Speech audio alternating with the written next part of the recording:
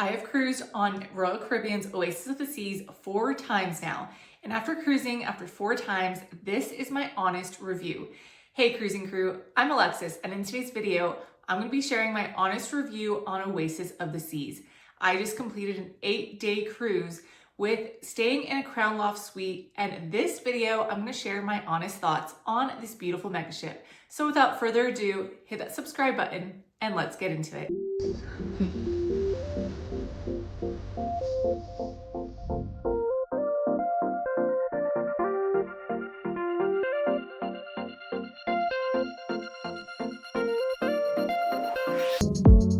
So having been cruised on this ship 4 times, I think you can tell that I really like this class of ship. Oasis of the Seas was actually my first Royal Caribbean cruise in 2017.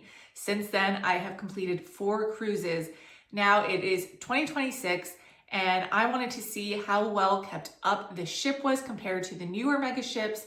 This is the original Oasis ship in the Oasis class, so I wanted to see how the overall ship was going to look like. So let's start off with the whole ambiance of the ship. When walking on board, I thought that this was a really well kept up ship.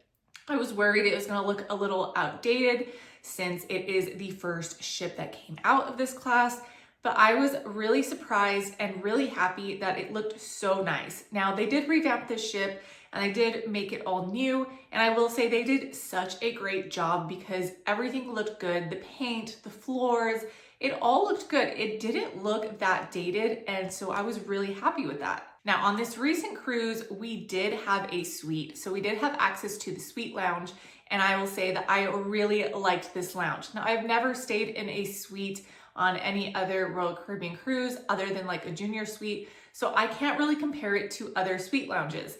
I will say that I like the design, I like the location on deck 17. I like that our room was right down the hall from the suite lounge and coastal kitchen. It was like, if you really wanted to just stay in your suite class neighborhood, you really could on this ship. However, I will say I did not like that the sun deck was located on the opposite side of the ship. So the suite lounge was located towards the back and the sun deck was located towards the front. And I think it was kind of like an afterthought. I think they ran out of space in the back and they put it to the front. So that's something that I didn't really like. For the overall ship appearance and ambiance, I'm gonna give it 4 out of 5 stars. Next, let's get into lodging, which is room and bathroom. So we were in a Crown Loft suite, and I was absolutely amazed when I walked through the door. Of course, beforehand, I knew what kind of suite it was, but it was just so beautiful. I had never stayed in a 2-story suite before on a cruise, so it was really, really good.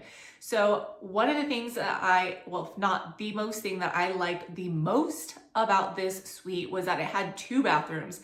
It had 1 bathroom on the bottom floor and 1 bathroom on the top floor, and both were very spacious. I think both were about the same size, but the one at the top had a really big shower, which I really enjoyed. It had 3 shower heads, and I really enjoyed the extra space.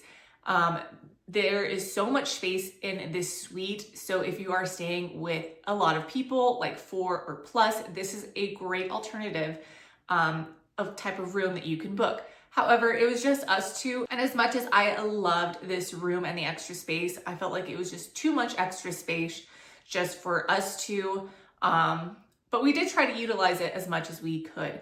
Now, in this suite, you do get a Lavazza coffee maker, which we really, really enjoy. It's just so convenient to be able to walk down the stairs, make your coffee, and go about your day. Now, I did love how big the balcony was. However, I wish we could have changed our location of the room. We were located in the back of the ship, so we were right on top of the boardwalk, the sports court, flow rider, stuff like that. So it was pretty noisy.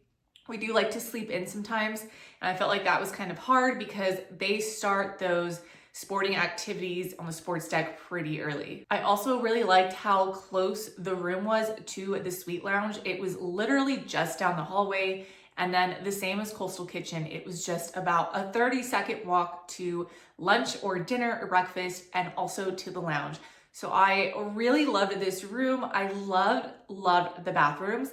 And so I'm gonna give this a 5 out of 5 stars. Next, let's get into entertainment. So since I have been on this ship a few times, we actually didn't go to any of the shows. And I know that sounds crazy, but we kind of wanted to utilize the full suite experience. We did other activities that we might not do on other cruises. Like we did spend a lot of time in the casino because I am trying to start my casino journey and I'm trying to get more points, which I did make it to Prime on this cruise. So very happy about that.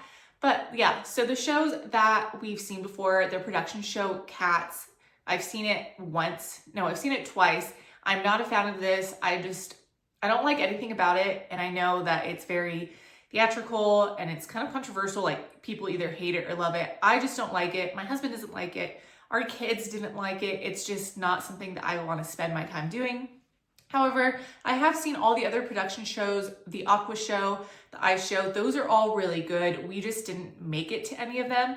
I will say we kind of watched the Aqua show from our balcony, like 2 of the nights. So I guess we saw that show. Really, really good talent. Yeah, we just didn't make it to any of the shows. However, there were so many activities to do on board. So if you've cruised on these mega ships, you know there are endless activities. Like there's no way that you can do everything that you want to do. There's always activities going on the boardwalk. There's stuff on the sports court. You can always do the flow rider. You can do the water slides, lay out by the pool, stuff like that. So entertainment on board, like onboard activities and stuff like that was absolutely endless. I'm gonna give entertainment for this cruise a 2 out of 5 stars. Now let's go into extras. So let's start off with food and drinks.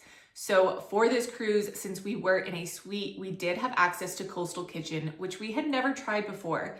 If you've seen any of my other videos, you know that we really like ultimate dining when cruising. So we usually splurge and do the ultimate dining versus like main dining. And so this was gonna be a little different for us, but we were so excited because we've never tried it before. So we ate in Coastal Kitchen for every single meal. We didn't even spend on one specialty, which is pretty insane. But I will say Coastal Kitchen was really good. I think it's definitely an up step from the main dining. However, I don't think that it's better quality than the specialty. It is really good. Every single dish that we got, maybe except for one, and it wasn't even that bad, every single dish that I got from Coastal Kitchen, whether it was breakfast, lunch, or dinner, was really good. I was very satisfied. I actually had like the best desserts. Like every dessert that I got, and we're not the biggest dessert people, I loved. So Coastal Kitchen was a big hit for me. On this cruise, I did not purchase a drink package. And if you know me and you've seen my other videos, you know that I always purchase a drink package. It just makes sense. I even talk about it right here in this video, why I think purchasing a drink package is absolutely necessary for me and why I think that most people should purchase it. But when we were booking this cruise, there was somehow a glitch in the system. It got my age wrong, got my number wrong, and we weren't able to book a drink package. However, my husband did purchase one. If you purchase a drink package, as you know, whoever is in your room also has to purchase one as well. The system was not letting us do it, so we kind of said, hey, let's see if we can kind of get away with this. Since we're in a suite, we have a suite lounge, let's see if I can get away with using my 5 Diamond Plus drinks plus the suite lounge drinks. And that is exactly what we did. So I didn't purchase a drink package. I was a little worried at first, but between mine and my husband's Diamond Plus drinks, that's 10 drinks a day. So I knew I would already be covered with that. So your Diamond Plus drinks does cover like the juices from the juice bar, which we absolutely love. So that was great. And then the suite lounge. So since the suite lounge was so close to our room, we could go and get drinks there whenever we wanted, like waters as well. And so also in the suite lounge, they have like a cocktail hour where they have hors d'oeuvres and stuff like that, where to anyone who's in a suite, all the alcohol is included, all the cocktails you order are included. It's from like 4 to 8 p.m. And so that was a big help. And so I thought the drinks were really good. I will say, I wish the bar was better in the lounge. Like I like to be able to sit at a bar top, to be able to talk to the bartenders.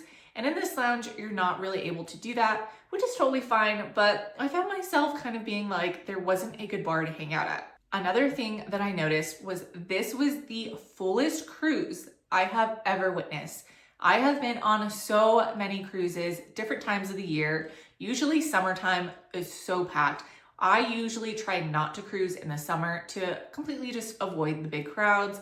I cruised in January 2026, and I don't know what it was. It was an 8-day cruise and it was completely full. I have never felt a ship feeling so packed. It was very overwhelming. I do not like these big crowded ships. It just makes it to where it's a little overwhelming and there's too many kids, there's too many people everywhere. Like, it was just insane. For the overall extras, I'm gonna give it a 3 out of 5 stars. Now, the itinerary for this cruise was actually pretty good. We did have a few sea days, and I love myself a good sea day, especially in our Crown Loft suite. I felt like I really got to utilize it. I got to sit out on the balcony during the sea day. I got to really just rest in the cabin, and I do love those sea days. We did go to Aruba, which I like this port a lot. I've been there before. We opted for a beach day, stay at the beach for just a little while, get back on the ship. We also went to Curacao, which was also a nice day. Curacao is a nice port to just get off, walk around, find a cute little restaurant. They have a lot of shopping there too. So I really did enjoy this port. We also went to Coco Cay, and you cannot go wrong with Coco Cay. There's so many different things to do. We actually did not get off on this time because we were going to go on a cruise on the next week, and that does go to Coco Cay. So we opted to, again, stay on board and just enjoy the full suite. For the itinerary for this cruise, I'm going to give it a 3 out of 5 stars. Now let's talk about service and staff. So the staff and service was really, really good. We didn't have any problems really. All the staff in the lounge and the suite areas were really nice. Nothing really stood out to me though. Like, nothing was like really, really, really great service. I will say our stateroom attendant, Jeff, was absolutely amazing. I think probably the best that we had ever had. Like, it was my husband's birthday on this cruise, and while we were at dinner, Jeff just went above and beyond, transformed our stateroom, and it was so nice. He was really nice to talk to. So we hope to run into him sometime in the future. When you're staying in a suite on disembarkation day, you have some pretty awesome service. So on disembarkation day, we got up, we went to breakfast, and then when you're ready to disembark, you have your own elevator. So there's an elevator on the 17th floor, and whenever you're ready to disembark, they will have someone grab you, go down the elevator, and they take you past everyone else on the cruise ship trying to get off to the front of the line, and then you get off within seconds. I absolutely love this service. Makes it feel more elevated. It does make you feel like you were just staying in a suite, and so I did like the service of that. So overall, I'm gonna give this service a 4 out of 5 stars. Overall, I really do like this ship. I have been on it 4 times. However, I think that if I'm gonna book another Oasis class ship, I'm probably gonna opt out for maybe like Wonder or Symphony, one of the newer ships. I do think that there is a difference in shows and stuff like that. And so I think that as much as I do love Oasis, I might not book it again anytime soon, but who knows, the itinerary might get me. Let me know down in the comments, what's your guys' favorite Oasis class ship? Now, I recently completed going on every single Oasis class ship. I finally did Wonder of the Seas, and I'm gonna do a video for you guys to let you guys know which one I think is the overall best of all these mega ships. So if you guys found this video helpful or enjoyed it at all, please give it a thumbs up, and don't forget to subscribe so you're always updated with all things cruising and travel. Don't forget to always seize the day, and I'll catch you in the next one.